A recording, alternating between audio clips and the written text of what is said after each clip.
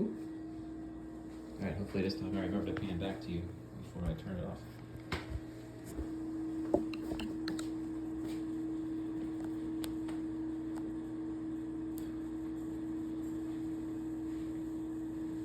Is that good? Good. Okay.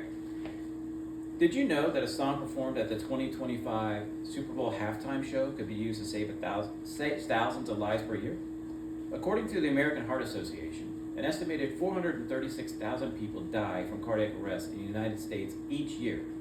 Imagine if there's a way that we could cut that in half.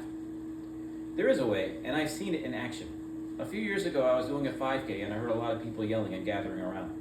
I looked over and I saw a man lying on the floor, and two people were performing cardiopulmonary resuscitation, or CPR, on him. They continued CPR on him until the firefighters came, and they took over, and then the man was taken away in a hospital, in an ambulance to the hospital. I overheard one of the firefighters telling the people that helped the man that they saved his life by performing CPR so quickly. Yet, for several baseless reasons, many people don't take the time to learn CPR or perform it if necessary, even though it's an invaluable skill that has been proven to save lives. Today I'm going to speak to you about why you should learn CPR, debunk the myth of why not to learn CPR, and then also teach you how you can learn this valuable skill. So by show of hands, how many people here know CPR? Okay, so it's about half, which is actually higher than the national average. According to research, only an estimated 39% of Americans feel confident that they could perform CPR in the event of a medical emergency. I don't know about the rest of you, but 39% is a failing grade, especially given the number of lives that can be saved if more people learn CPR. So, how many lives can be saved? According to CPR Select, an estimated 100 to 200,000 people a year can be saved if CPR is provided in time. This statistic includes adults and children. Yes, children. Cardiac arrest can affect anyone, adults and children. So, you should learn CPR. Unfortunately, the 2023 heart disease and stroke statistics state that only about 40% of people that experience cardiac arrest got immediate help from a bystander.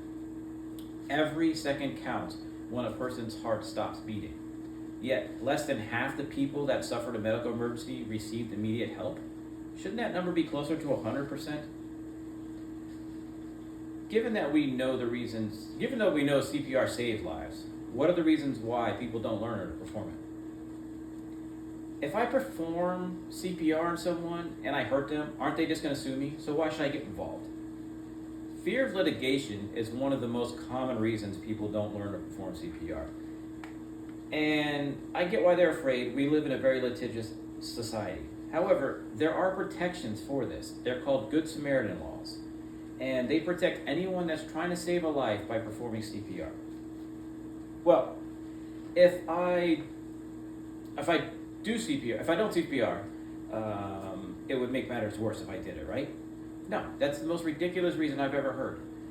And Tim Smith, the founder of HeartCert, stated it best when he said, "A person suffering cardiac arrest is breathless, unresponsive, and has no pulse.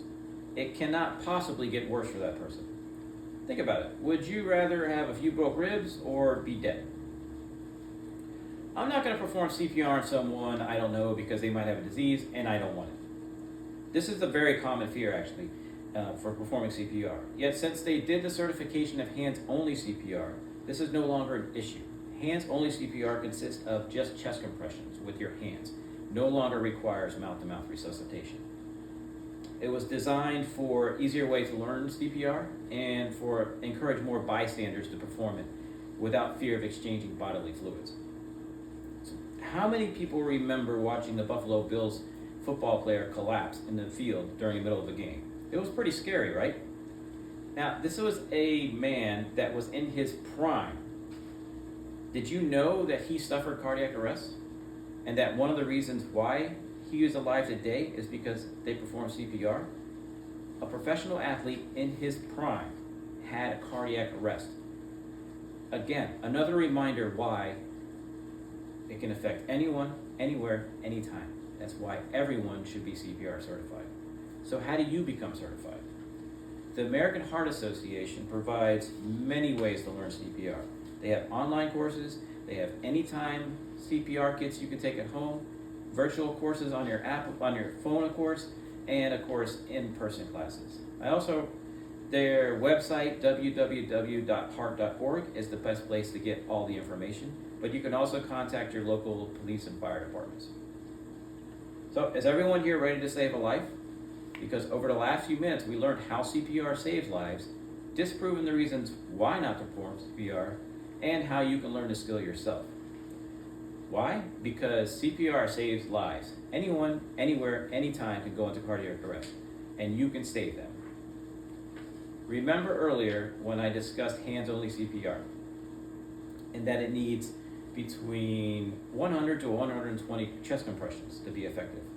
Kendrick Lamar's song, Not Like Us, is 101 beats per minute, which is perfect for hands-only CPR. Now, if he can make a song that saves lives, you can take the time to learn CPR. All right, let me do the pan.